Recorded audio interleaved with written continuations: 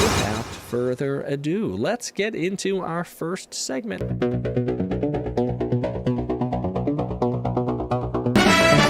Boom. Okay. Boom. I hope you enjoyed that. All right, so we have Star Wars High Republic Eye of the Storm. This is Marchion Ro. He is the big bad villain of the High Republic. He is brandishing a laser sword in the yellow gold variety. This laser sword is Loden Greatstorms, who he took this lightsaber at the end of Light of the Jedi and didn't give it back. He's not quite human. He's got like a grayish, palish gray skin.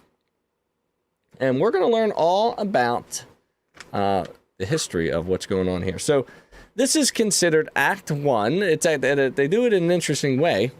They have acts and they have scenes. And each one of these, each comic, I believe, is broken down into an act. And each of the issues is broken down into several scenes. So that's sort of how it's structured. So let's get started.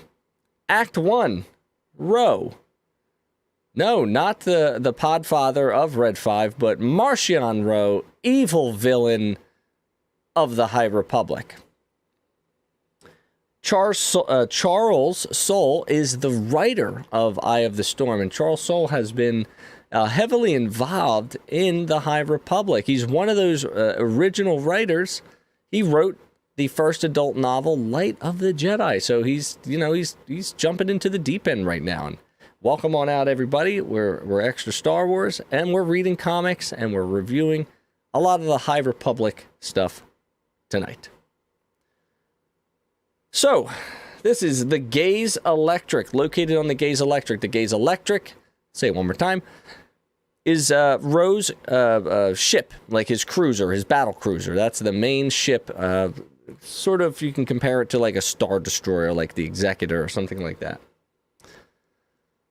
After the fall, I didn't really know what that meant at the time, question mark, question mark. Scene 1. The truth. And there's like nice little tidbits right here. And this says, in which a people learn valuable lessons and are greatly changed by them in all ways but one.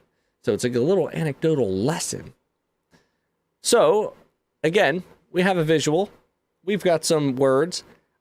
I'm not going to read all the words to you. Your job is to actually purchase the comic if you want to get all the nitty-gritty. So I'm going to give you some of the backstory right now. And make sure you follow me on all the socials right there. Extra Techie. Okay, that's my regular stuff, but also hit that subscribe button on Extra Star Wars. Everon, a planet, long time ago. So this first scene is a backstory on the Evreni people, and the Evreni people are, quote-unquote, always in motion. They're like a tempest. They're like a storm, so to speak, where nothing is really calm. They're sort of always sort of on the move. Their planet is sort of chaotic. And one day their planet betrayed them, and the trust was broken. Lightning storms, etc., etc. One might argue that the Nile were born from the Evreni people, just based on how harsh the climate is. After the storm, a leadership rose but made decisions the people did not really agree with. And as you can tell just by some of the pictures like this, of them shooting citizens, this really reminds me of like a Thanos level of genocide. And then, of course, war. War never changes, as Fallout would tell us. After the dust settled, not many people were left.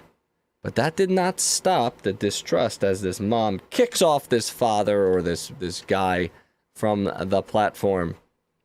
Once the Evreni left their home world, they encountered others, and since they did not trust anyone, they sought to destroy, which made them outlaws and hunted. But that did not stop their natural caretaking ability of taking people in. So they have a natural caretaker. They like to take care of like their own, their brethren.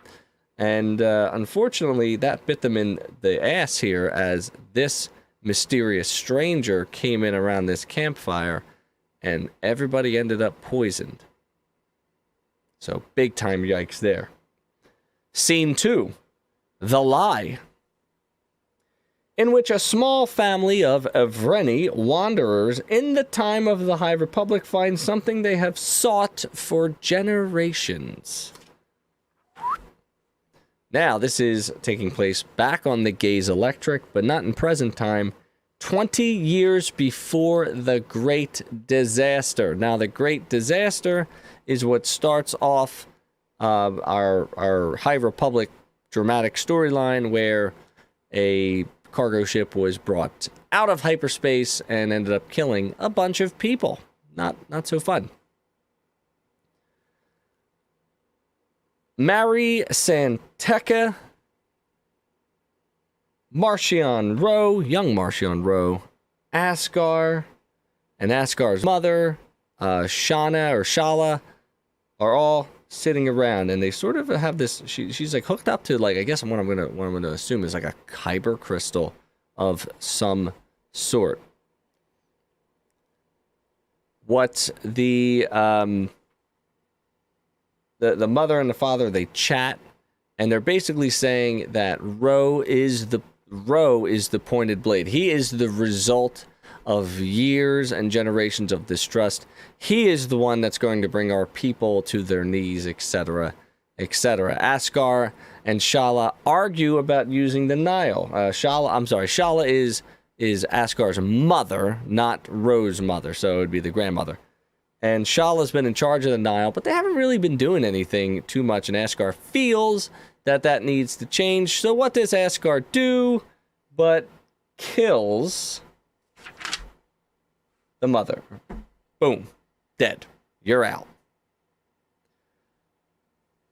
We cut to Kazav and Pan, who were Tempest leaders, Tempest runners in Light of the Jedi and the Rising Storm. They are impatient about not doing anything. Askar shows up. He reveals that he's killed Shala, and they challenge him, and they're like, no way you killed her. We don't trust you. And he goes, okay, that's fine. I'll give all of what this is up if you can kill Marchion Ro. So he puts his son on the line as a wager. Also, big time Benjamin Cumberbatch vibes there. On the line in a ship, but this ship has a path engine, one of the first path engines. And this path engine is directly hooked up to Mary Santeka. Mary Santeka has the innate ability of seeing different hyper lanes, even if they're sublight, atmospheric, or whatever. So they activate the paths, and he's basically blipping in and out behind them, shooting them down, really raining hell upon them. And Kasav and Pan call off the attack, but Ro keeps going. He's not stopping. Askar asks him to stop, but he still keeps going until he finally acquiesces and does stop. And, you know, he gets called good boy, right? Does stop. He calls off the attack. Good boy right there. And we see how the original Nile are formed under the paths. And basically, we have Marchion Ro. It's Askar. And I think you'll see I am a man with a vision.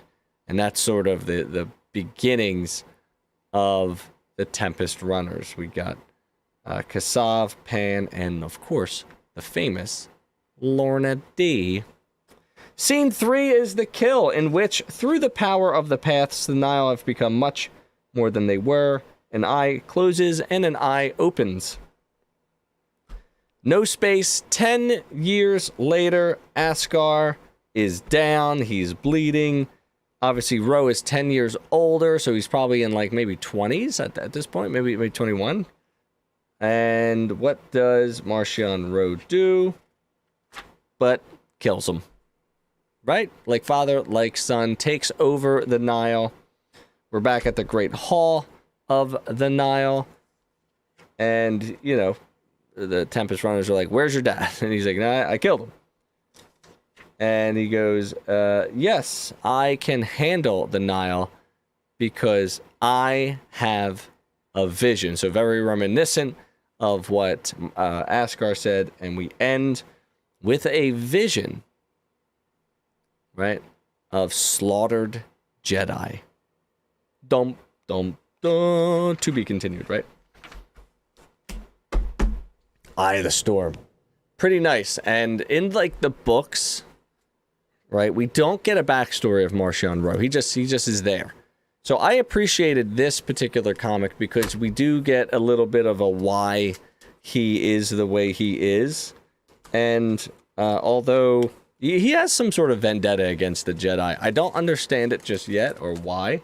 What did the Jedi do to him? We're not really sure. But it's certainly interesting to see the Eye of the Storm revealed. And as we start to dive into our High Republic stuff,